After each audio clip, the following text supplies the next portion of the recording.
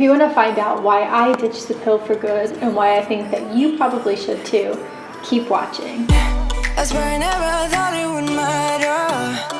Hey guys, my name is Nicole Harlow and you are watching Girl Meets Body, where I introduce you to your body one episode at a time. And today's all about getting real. I want to sit down and have a little bit of a chat with you about why I went off the birth control pill. But in order to tell you about that, I really need to start from the beginning and walk you through why I started taking the pill in the first place. I was someone who was really excited to get my period. From the time when I was like 9 or 10, I just felt like, oh my god, it must be like right around the corner. I know I'm gonna get it soon. Flash forward to 15 or just about 16 and I finally got my first period. So little did I know I was gonna have a pretty long time to wait before I would actually get my period. So I got my first period and I didn't get another one for about 6 months, I want to say. So I got my first one, then I waited for a really long time. When it took so long to get my second period, I went to the gynecologist and she said that I should go on birth control pills because I probably had a really irregular cycle. So when I went on the pill at 16,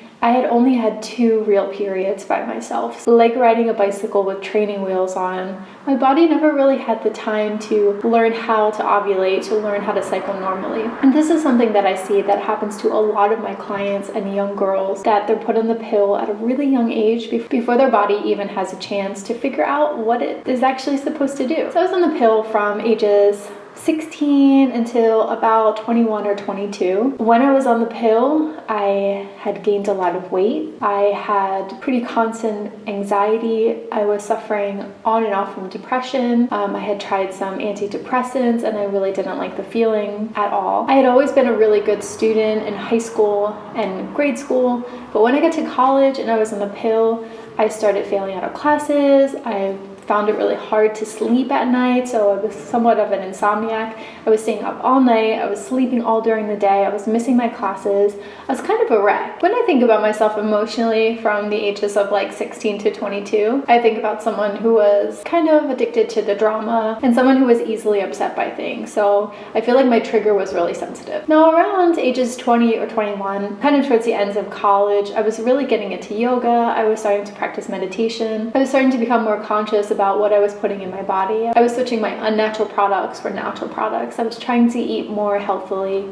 I was trying to move my body more because at this point, I was probably about 40 pounds heavier than I am right now. And what was really a wake-up call to me is I was just about to graduate into plus-size clothes, which made me feel uncomfortable because I had never been that heavy before. Now, being on the birth control pill for all of those years wasn't really something that I questioned very much. Until one day I started to wonder, who was I underneath of the birth control pills? And if I went off the pill, would I discover another person underneath? How did I really know my personality when I was taking synthetic hormones every day? So lo and behold, what happened is around age 22, I decided cold turkey to go off the pill. And surprise, surprise, underneath I found a completely different version of myself. I found someone who was less anxious. I found someone who was less depressed. I found someone with a higher libido, definitely.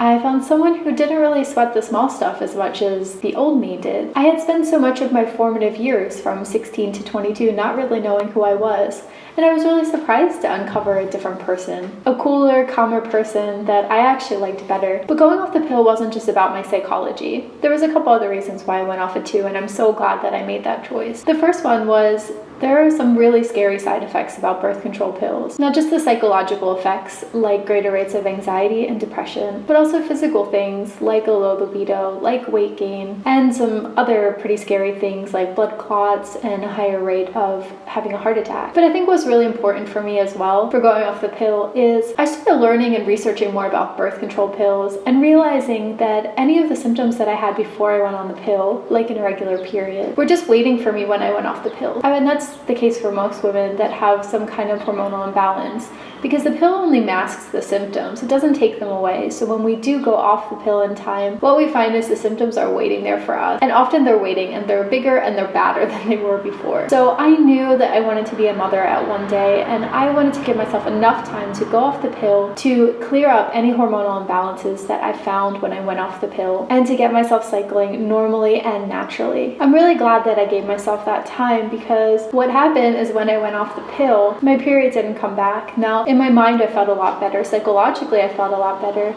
But in my body, I wasn't ovulating. So I would go 3 or 4 months, sometimes 6 months without a period. And if you're suffering from something like polycystic ovarian syndrome, if you have irregular periods, you know how uncomfortable that can be to just be waiting and waiting and waiting for your period to come.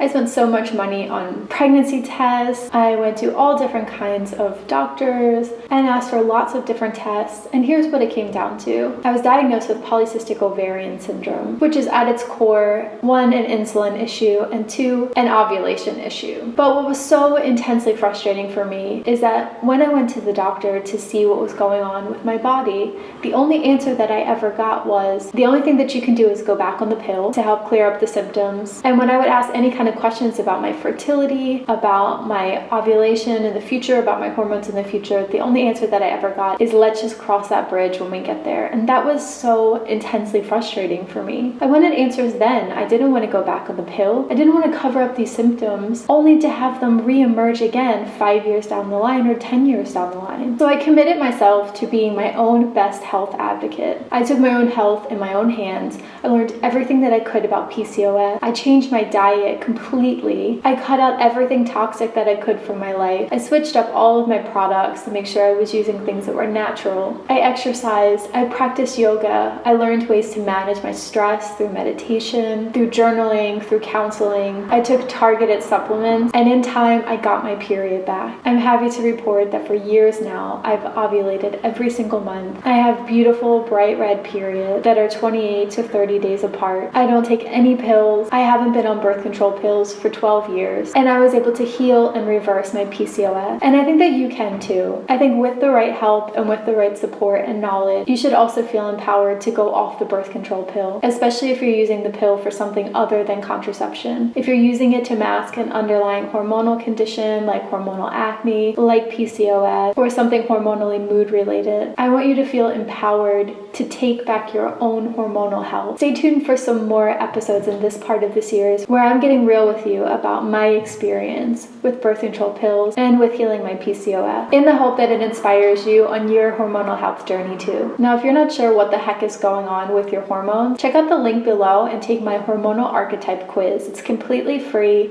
It takes like 2 minutes, and it will give you some great perspective on what's going on with your body. You might also love the extra support of my online program, Unlock Your Cycle, which you can also find down below, or working with me one-on-one at my clinic, the Center for Menstrual and Sexual Health. If you have any questions about this episode or any comments, join the Girl Meets Body Facebook group. You'll find the link down below. It's a vibrant and supportive community where you can learn more about how to heal your hormones naturally. Once again, I'm Nicole Harlow. This is Girl Meets Body, and thank you so much for being with me. I can't wait to see you on the next video.